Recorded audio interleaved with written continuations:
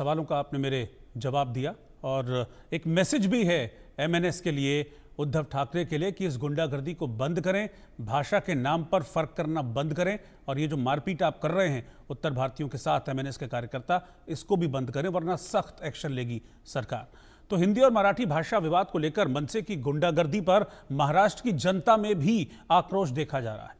लोग एमएनएस कार्यकर्ताओं पर अब कार्रवाई की मांग करने लगे हैं। इस बीच हमारे सहयोगी शाहिद अंसारी ने मुंबई के अग्निपाड़ा इलाके में कुछ लोगों से बातचीत की।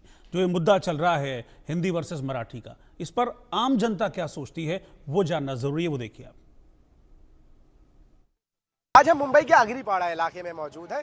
यहाँ के लोगों से बातचीत करेंगे, लेकिन इसके साथ साथ जो है यूथ को भी जो है हमने अपने साथ जोड़ा है, क्योंकि नौजवानों की जो बातें होती हैं वो शायद ज़्यादा असरदार होती हैं। यही वजह है कि हमने यूथ को भी जो है आज इसमें अपने साथ जोड़ा है। शुरुआत करते हैं, बात करते हैं कि भाषा के नाम पर जो राज ठाकरे के जो गुंडे मारपीट कर रहे हैं, किस नज़रिए से आप देखते हैं? देखिए, हिंदुस्तान में जितनी भी भाषाएं बोली जाती हैं, तमाम भाषाओं का हम सम्मान करते हैं, लेकिन भाषा के नाम पर मुल्क के अंदर फितना और फसाद पैदा करना ये किसी भी तरह से दुरुस्त नहीं हो सकता है। ये सब सियासी हथकंडे हैं जो भाषा के नाम पर किए जा रहे हैं। हालांकि मुल्क के अंदर बहुत सारे ऐसे मसाइल हैं जिनका हल किया जाना बहुत ज़रूरी है। तो मेरा वही था कि मसाइल जो है, इसके अलावा जो बुनियादी मसाइल है उस पर तो बातचीत नहीं हो पाती, लेकिन जब ये इस तरह के हालात होते हैं तो भाषा को लेकर लड़ाइयाँ जी देखिए, हुकूमत जो है अपनी नाकामी छिपाने के लिए इस तरह के हथकंडे इस्तेमाल करती है ताकि लोगों को जो उनके ज़रूरी मसाइल हैं उनसे गाफिल कर दिया जाए। हालांकि मुल्क में अगर देखा जाए तो बहुत सारे ऐसे मसाइल हैं जिन पर तवज्जो देने की ज़रूरत है, लेकिन सरकार हो या अपोजिशन में हो, जितने भी लीडरान हैं हकीकी मानों में इस तरह की बातें करके भाषाओं में लोगों को बांट करके ये अपनी सियासत चमकाने की कोशिश कर रहे हैं। और साथ ही साथ इस तरह की जो चीज़ें होती हैं वो देश को तबाह बर्बाद करने के लिए। मसाइल की बात की है, हम मुल्क छोड़िए, हम ज़मीनी स्तर पर अगर बात करें तो हमारे इलाके में इतने सारे मसाइल हैं कि शायद उस पर बात नहीं हो पाती। आप बताइए कि आपके इलाके में ऐसे क्या क्या मसले मसाइल हैं जिन पर बात होना ज़रूरी है? देखिए, बहुत सारे मसाइल हो सकते हैं। आप रोड का ले लीजिए, सड़कें जो हैं खस्ता हाल हैं, इसी तरह से नौजवान बेरोज़गार हैं, बहुत सारे लोग ऐसे हैं जो बेरोज़गारी की वजह से मौत के दहाने पर हैं। तो नौजवानों पर तवज्जो देने के बजाय और साथ ही साथ मुल्क की तरक्की में हाथ बटाने के बजाय अगर इस तरह की चीज़ों में लोग उलझेंगे या उलझाते रहेंगे तो जाहिर सी बात है देश और मुल्क और साथ ही साथ मोहल्ला और समाज जो है तरक्की करने के बजाय पीछे ही होता जाएगा। बिल्कुल पीछे ही होता जाएगा। भाषा को लेकर जो लड़ाई चल रही है, ऐसा नहीं लगता कि बुनियादी जो मुद्दे हैं, हमारे बुनियादी जो मसाइल हैं वो कहीं छुप गए हैं इस लड़ाई में?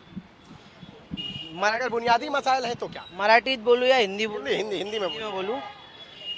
अभी अपना जो राजकारण चल रहा है महाराष्ट्र का, जो भाषा के आधार पर जो राजकारण चल रहा है, ये मैं ये बोलना चाहूँगा कि शिवाजी महाराजांनी आपल्याला हे राजकारण शिकवलं आहे का? अपने शिवाजी महाराज जो थे उनने अपने को ये राजकारण सिखाया क्या कि भाषा के नाम पर आप लोगों को मारो या भाषा के नाम पर आप लोगों से डिस्क्रिमिनेशन करो? आज मारवाड़ी जो अपने भाई है, 30% ऑफ द होलसेल मार्केट उनके हाथ में। होलसेल की पूरी मार्केट, पूरा कारोबार, आज कोई भी आप मार्केट में चले जाओ, टेलीकम्युनिकेशन में चले जाओ, इंडस्ट्रियल लाइन में चले जाओ, फैक्ट्रीज लाइन में चले जाओ, मोबाइल की लाइन में चले जाओ, है वो भी गैर मराठी। जी, वो मारवाड़ी जो है वो राजस्थान से संबंध रखते हैं। गोल्ड की लाइन में चले जाओ, आप गुजराती लोग मिलेंगे, आपको वहाँ पर गुजराती भाई मिलेंगे। और टेलीकम्युनिकेशन इंडस्ट्री में चले जाओगे आप तो वहाँ पे आपको पूरा आईटी सेक्टर आपका साउथ इंडियन मिलेंगे, बेंगलोर, तमिलनाडु, केरला। उसके बाद आप ट्रांसपोर्टेशन इंडस्ट्री में चले जाओ, लॉजिस्टिक इंडस्ट्री में चले जाओ, वहाँ पर भी आपको टोटल यूपी, बिहार, हरियाणा, मध्य प्रदेश, राजस्थान से लोग मिलेंगे। और महाराष्ट्र जो मुंबई है वो हम सबकी है, भारतवासियों की है। बाला साहेब ठाकरे, लेकिन ठाकरे ब्रदर्स ने दावा किया है कि मुंबई उनकी जागीर है। बाला साहेब ठाकरे अपने भाषण में कभी भी शुरुआत करते हैं तो जय हिंद बोलते हैं, फिर जय महाराष्ट्र बोलते हैं।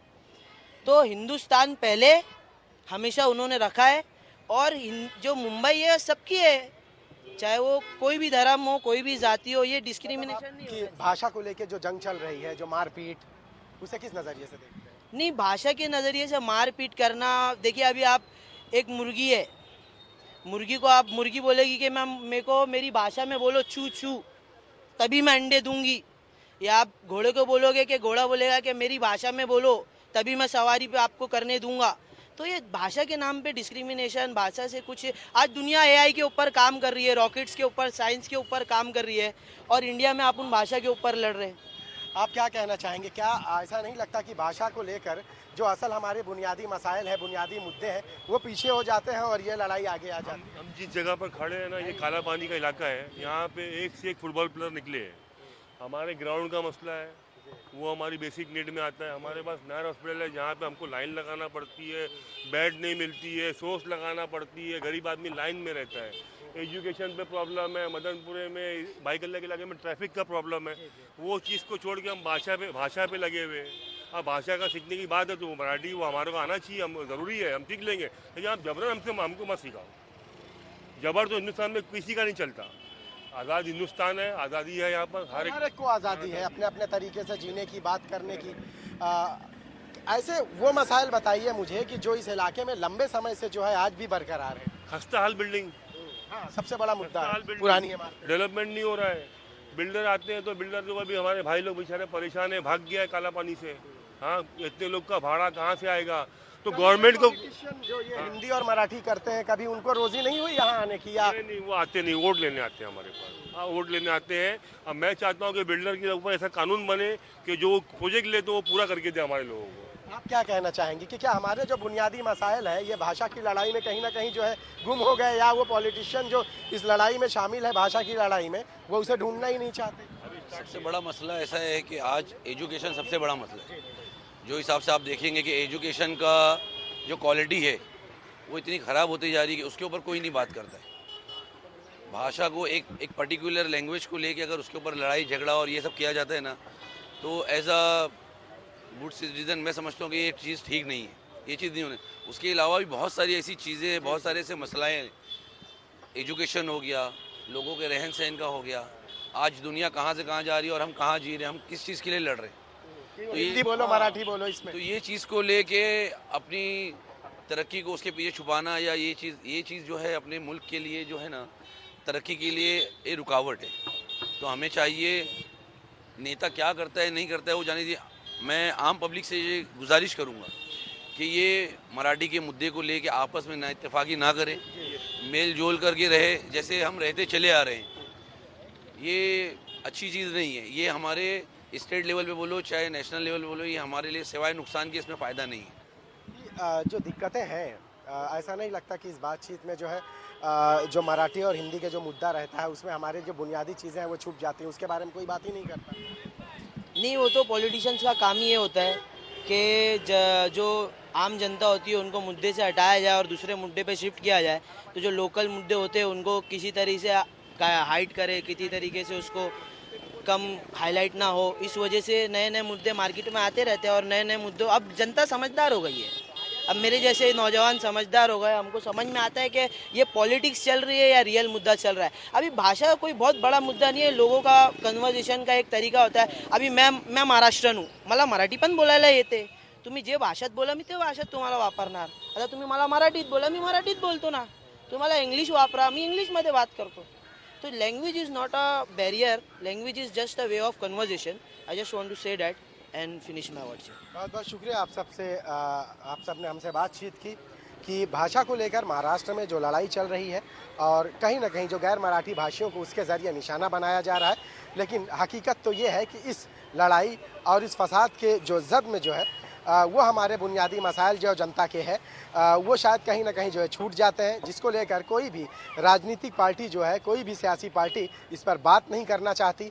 मैं जिस इलाके में खड़ा हूँ, आगरीपाड़ा, मदनपुरा, भाई खल्ला, ये वो इलाका है जहाँ स्पोर्ट्स बास्केटबॉल और फुटबॉल इसको लेकर बड़े बड़े खिलाड़ी यहाँ पैदा हुए हैं। लेकिन आपको मैं बता दूँ कि हैरानी इस बात की है कि इस इलाके में आज तक उनके लिए एक ग्राउंड तक नहीं बन सका। लंबे समय से जो है यहाँ बच्चा जो पैदा होता है उसका ख्वाब जो है सिर्फ यही बास्केटबॉल और फुटबॉल सिर्फ यही रहता है। लेकिन हैरानी इस बात की, और ऐसा नहीं है कि देश विदेशों में भी जो है यहाँ के खिलाड़ी पहुँचे, लेकिन हैरानी इस बात की है कि इस इलाके में आज तक एक ग्राउंड तक नहीं बन सका कि जिसको लेकर जो है लोग जो है अपना जो बोलते हैं कि फ्यूचर जो है उसमें देख सके।